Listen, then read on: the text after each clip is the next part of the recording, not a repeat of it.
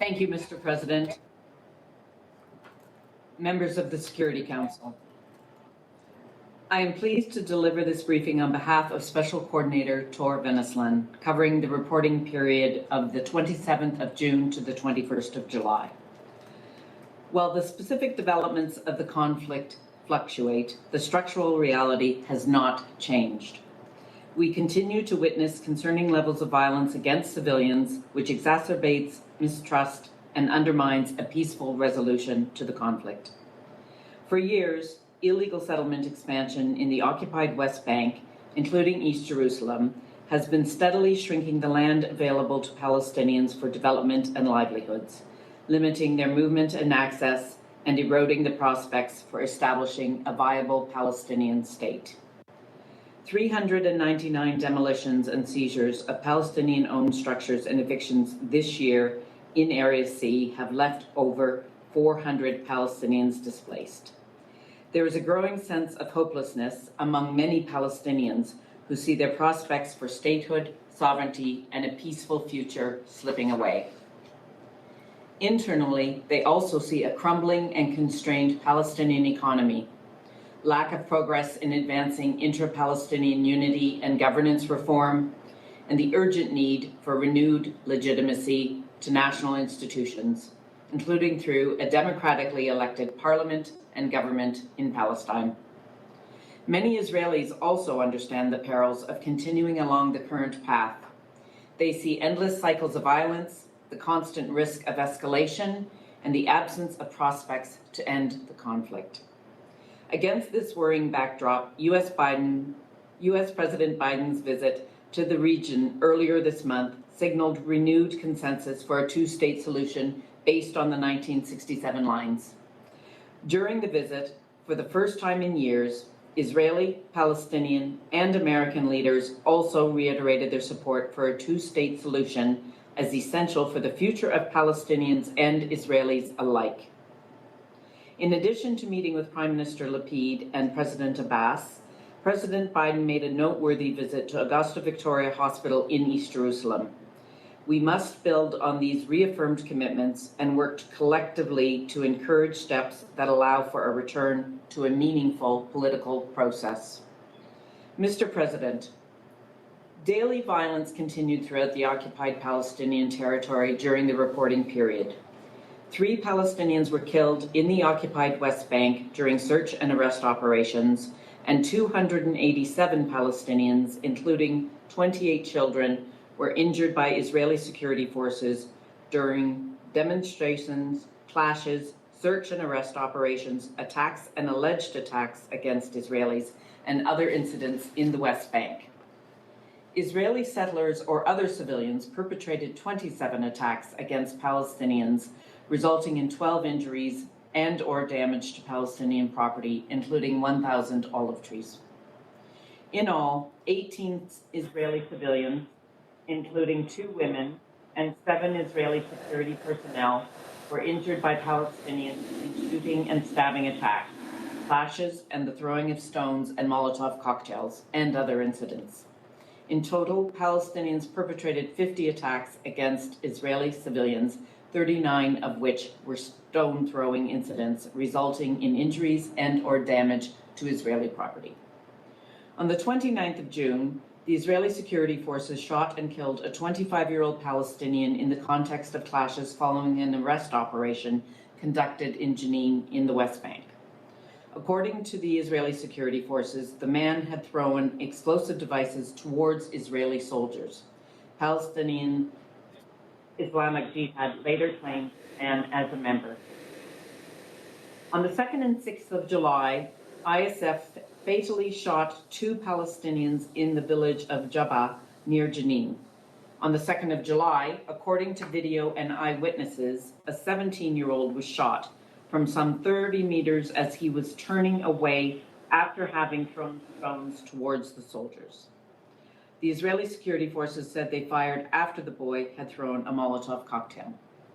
On the 6th of July, a Palestinian man was shot and killed as he left his house during a nearby Israeli security forces arrest operation. Israeli security forces said the man had been shot after trying to run away. On the 5th of July, an Israeli man was seriously injured after being stabbed on a pedestrian bridge in Bnei Brak in central Israel. On the 6th of July, the Israeli security forces announced that they had arrested a Palestinian man suspected of carrying out the attack. On the 19th of July, an Israeli was stabbed and moderately injured by a Palestinian on a bus in Jerusalem. The assailant was subsequently shot and injured by an Israeli civilian. On the 2nd of July, the Palestinian Authority transferred the bullet that killed Palestinian-American journalist Shireen Abu Akleh to the U.S. authorities to undergo forensic testing. On the 4th of July, following an analysis overseen by the U.S. security coordinator, the United States announced that the examiners could not reach a definitive conclusion regarding the origin of the bullet due to its damaged condition. The U.S. also said that after viewing the results of both Israeli and Palestinian investigations into Akleh's death, it had concluded that gunfire from Israeli Defense Forces positions was likely responsible, and that it found no reason to believe that it was intentional. Mr. President, settler-related violence continued during the reporting period, with particularly concerning incidents in the West Bank community of Ras al-Tan. On the night of the 6th of July, individuals believed to be Israeli settlers set fire to 4 points around the community, damaging several structures, including tents. The attack comes on the heels of additional settler attacks against the community in recent weeks, during which 2 residents were injured. I reiterate that perpetrators of all acts of violence must be held accountable and brought swiftly to justice. I also reiterate that security forces must exercise maximum restraint and use lethal force only when strictly unavoidable in order to protect life. Mr. President, on the 20th and 21st of July, thousands of Israelis participated in a widely publicized campaign by a settler organization to establish settlement outposts across the West Bank. In advance of the campaign, Israeli Defense Minister Gantz issued a statement that such efforts are illegal activities that the security services are preparing to thwart. The Israeli Defense Forces and Israeli police also issued similar statements.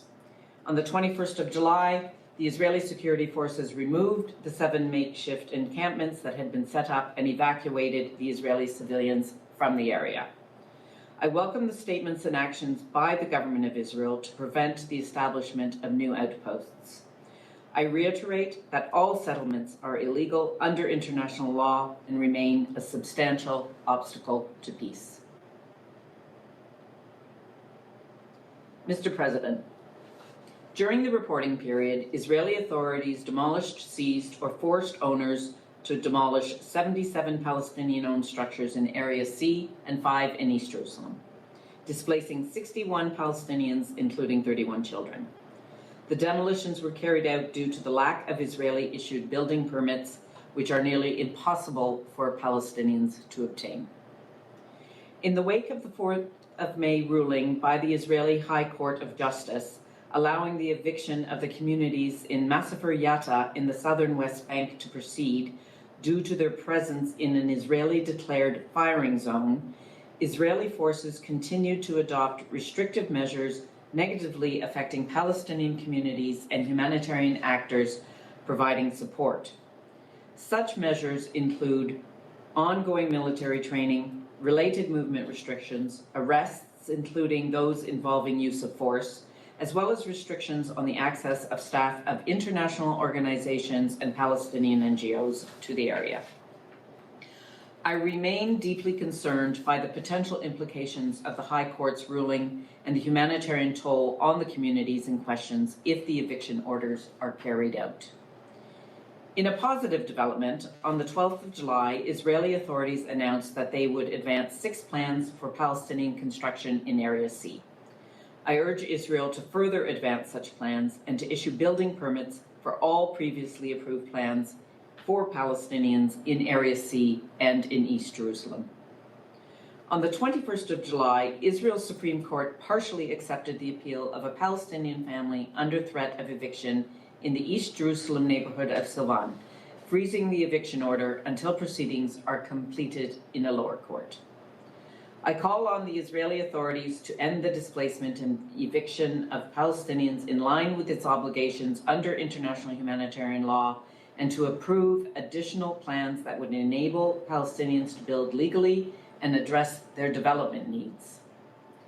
Mr. President, on the 30th of June, the Israeli Knesset voted to dissolve itself and call for new parliamentary elections, scheduled now for the 1st of November. Due to the coalition agreements, on the 1st of July, Yair Lapid became Israel's prime minister and will head the interim government through the upcoming elections and government formation process. I congratulate Prime Minister Lapid, and the special coordinator looks forward to continuing to work with him to advance steps towards a two-state solution and a lasting peace between Israelis and Palestinians. Between the 13th and 15th of July, U.S. President Biden visited Israel and the occupied Palestinian territory, meeting with Israeli and Palestinian leaders. During the visit, the president announced a series of initiatives to support the Palestinian people. These include a new multi-year contribution of $100 million to the East Jerusalem Hospital Network, subject to congressional approval. $201 million in funding for the UN Relief and Works Agency, an additional $15 million in humanitarian assistance for Palestinians aimed at addressing food insecurity, and 2 new grants under the Middle East Partnership for Peace Act. On the 16th of July, in the context of President Biden's meeting with regional leaders in Saudi Arabia, the United States announced that Kuwait, Qatar, Saudi Arabia, and the United Arab Emirates also each pledged an additional $25 million to the East Jerusalem Hospital Network. The Biden administration's announcement that Israel has agreed to allow the Allenby Bridge between West Bank and Jordan to operate 24 hours a day, 7 days a week by the end of September will go some way to reduce the long wait thousands undergo at the crossing. The U.S. also said Israel had agreed to accelerate the transition to 4G technology in the West Bank and then in Gaza, and to convene the long-dormant Joint Economic Committee with the Palestinian Authority. I welcome the crucial U.S. and regional support pledged to East Jerusalem hospitals, vital Palestinian institutions that provide health care to patients from across the occupied Palestinian territory. Support for structural reform of the health sector is still needed for sustainable operations of the heavily indebted hospital network. I also welcome and look forward to the implementation of the important commitments made by Israel to improve movement and access for Palestinians at Allenby Bridge, and the transition to 4G technology to support economic growth. In advance of President Biden's visit, on the 7th of July, President Abbas and Defense Minister Gantz met in Ramallah. And on the 8th of July, Israeli President Herzog and Prime Minister Lapid spoke with President Abbas by phone. The continuing high-level contacts between Israel and Palestinian officials are encouraging. I urge leaders on all sides to expand this engagement to encompass underlying political issues. In addition, on the 12th of July, Israeli authorities announced the approval of registration of 5,500 previously unregistered Palestinians and the expansion of a crossing in the northern West Bank to include vehicular traffic between Israel and Jenin for the use of Israeli Arabs. On the 21st of July, President Abbas visited France and met with President Emmanuel Macron. At a joint press conference following the meeting, President Macron affirmed his willingness to help mobilize the international community in efforts to support the resumption of a political dialogue towards a just and lasting peace. Mr. President, statements issued by 10 European foreign ministries announced their governments had reviewed the 21st of October designation of 6 Palestinian NGOs as terrorist organizations. The statements highlighted that no substantial information had been received that would justify a review of the member states' policies and in the absence of such evidence, the member states confirmed that they will continue their cooperation and strong support for civil society in the occupied Palestinian territory. Going forward, the Ministry of Defense has requested the 3 lawyers representing the 6 NGOs seek approval before continuing to do so. On several occasions in July, Palestinian legal associations organized demonstrations in Ramallah, attended by hundreds of participants, to protest the Palestinian Authority's practice of issuing and amending laws by presidential decree. Protesters called for the election of a new legislative council and the resumption of regular legislative procedures. Mr. President, turning to Gaza, the situation remains fragile. As efforts by the UN and other partners continue to deliver vital humanitarian and development assistance, as well as further ease restrictions on the movement of people and goods into and out of the Strip. On the 16th of July, following a period of relative calm, militants in Gaza launched 4 rockets towards Israel. According to Israeli authorities, 1 rocket was intercepted by the Iron Dome system, while the others landed in open areas in Israel. No injuries were reported. In retaliation, the IDF conducted airstrikes against what it said were Hamas targets in the strips, with no injuries reported. On 19th of July, Israeli authorities announced that they had found a bullet in Netiv HaAsara in southern Israel, which they determined had been fired earlier that day from the Gaza Strip, damaging an industrial building. Subsequently, the IDF launched missiles at what it said were Hamas targets in the Strip, again with no injuries reported. Reconstruction and repair of damages incurred during the 2021 escalation continues to require additional funding and the timely disbursement of pledged funding. A funding gap remains of at least $45 million for the reconstruction of totally damaged housing units and $9 million for repairs of damaged housing.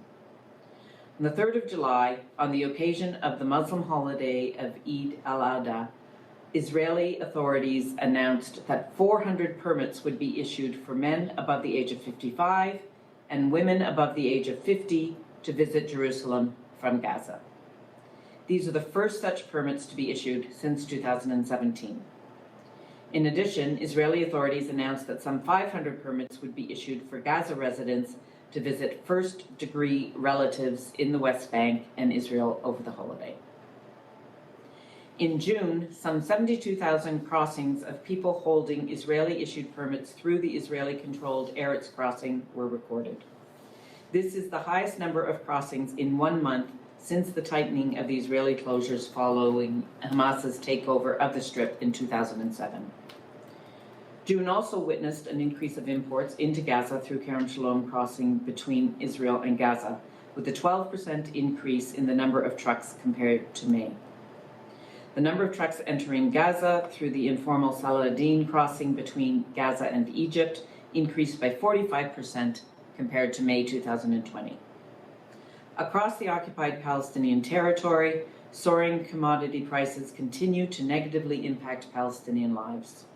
The UNRWA Gaza Emergency Food Program requires an additional $72 million by September to meet food assistance needs for 1.1 million Palestinian refugees in the 4th quarter.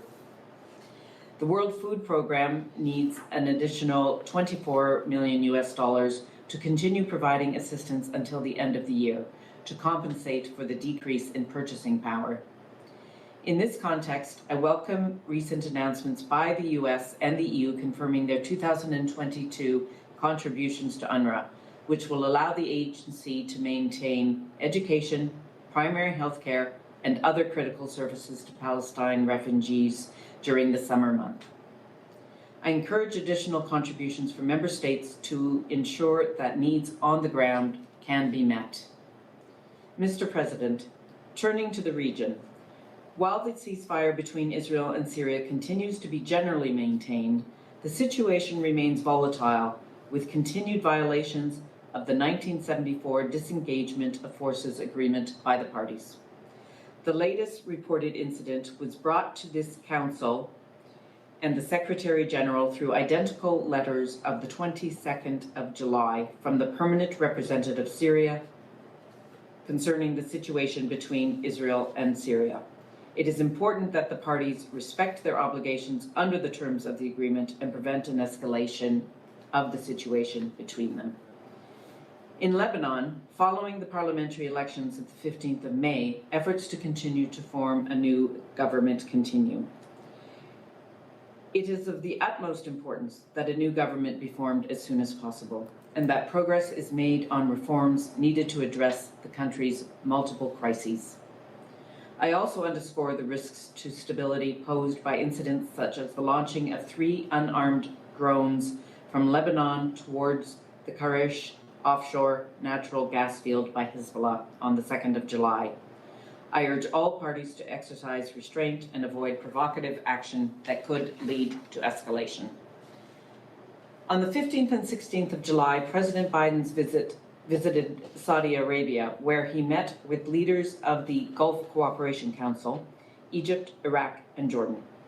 Following the summit, the U.S. and the GCC issued a joint statement reaffirming their joint commitment to preserve regional security and stability and support diplomacy with the aim of regional de-escalation.